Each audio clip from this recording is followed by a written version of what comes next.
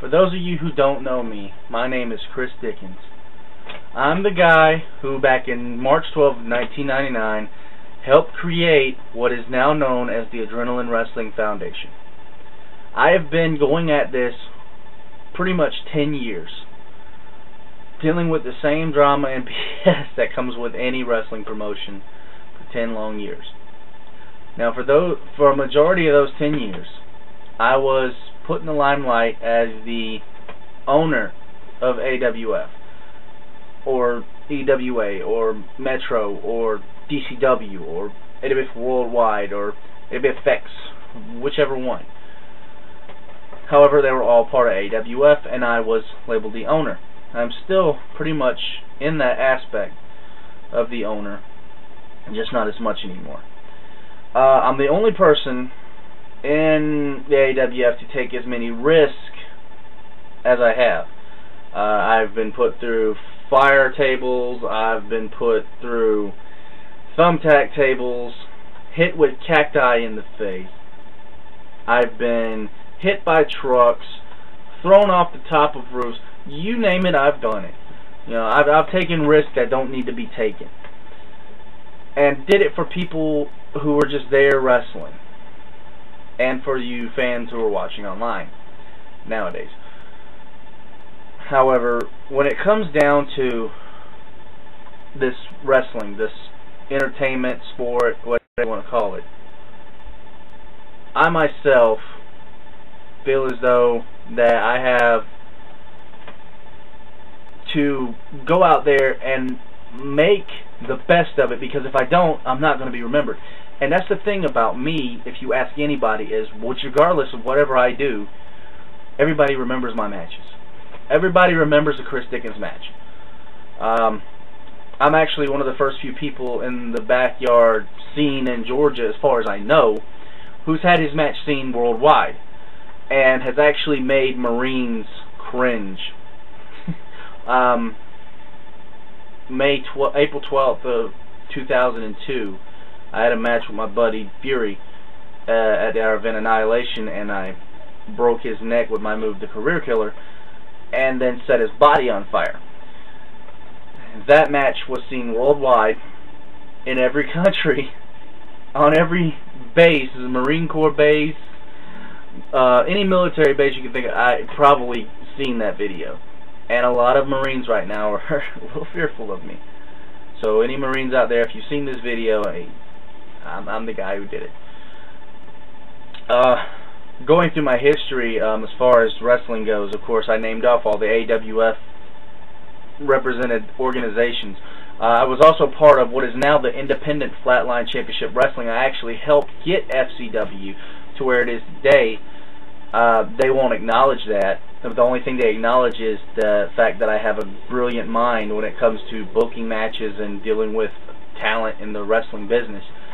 That's another thing I'm great at with AWF, is I can actually look at a person who's coming in and see straight up what kind of gimmick they're going to have. I take their attitude, their persona of themselves, and amp it up and turn it into something that they love and they enjoy to do.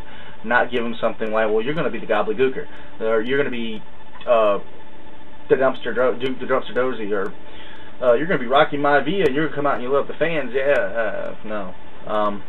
People be who they want to be, and that's how I feel. That's the only way I work. If I don't work that way, and then I really get ticked off about it, and well, you know, I can't do that to people. People have a right to choose who they want to be, not you choose who they want to be, what you want them to be. Okay? But working in Flatline, I got to be myself. I got to basically write my own storylines. I was the legend of FCW, which was cool. I really enjoyed it. I didn't enjoy working with Daniel May. Me and him butted heads millions of times, especially during the war of FCW versus AWF. But that's a whole other story in itself, and I don't want to get into that. I have worked for WFJ, Wrestling for Jesus. I worked with United Christian Championship Wrestling one time, and it was on a main event and a TV taping, which was awesome. You know, it was cool. I got most of the ring time. You know, sorry, buddy, Jay, but not my fault. I worked with Shock Value Wrestling at their one-time show, and that's pretty much I worked with a couple of the guys from not Shock Value, but Southern Wrestling Federation out in Thompson, which is now VCW, Voltage Championship Wrestling, and a shout out to you guys up there. You guys need recognition too, as much as AWF does. Going back to myself, I don't usually like to follow another wrestler's direction or imitate another wrestler's moves or act or personality or anything, because that's marking out. But I do idolize a few talented professionals in the business, or some legends of the business, Ric Flair being one. I prefer to say that he is the greatest world champion of all time, and he got the wrestling business boosted up in the early 80s. Sting would be another, a very exciting athlete, especially during the early 90s when he had the whole Surfer Sting gimmick, which I prefer more over the Crow Sting gimmick. Sorry, but it's the truth. I like The Rock. Rock's got a smart algae mouth and can grab the people just like I can. I grab people's attention. I make Foley for all the risk he's taken for the business, and he never had to do. Same with Terry Funk. Terry Funk, hardcore guy, put his body on the line, and did it because he loved the business. Same with Tommy Dreamer. Tommy Dreamer I idolize a lot. That's pretty much the guys I idolize in the business, because they are the ones who put themselves out there in a way that no one else could. Steve Austin is another one, but over time I kind of seen through the whole act. The only thing he had good was his verbal skills and his ability to market, which was great. His mind worked real good at marketing.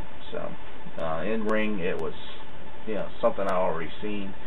Just the whole promo cutting and his marketing capabilities were awesome. So as far as it goes here in AWF in my future, I'm going to keep on doing what I've been doing. I'm going to keep wrestling and keep putting out these videos online for the fans of wrestling worldwide to see.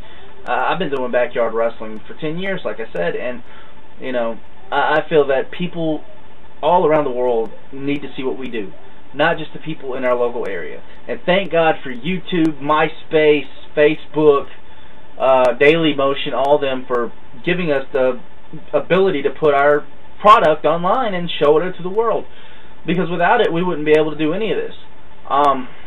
Before I go ahead and close this out, I want to go ahead and give big shout-outs to all the guys in AWF, Primetime Tim Sanders, Fury, Survivor of Pain, JC the Georgia Boy, Cutter, all the boys out at VCW. I want to thank all you guys. And but keep it tuned, because AWF is still going to be going strong, and you're going to see a lot more of Chris Dickens. Later.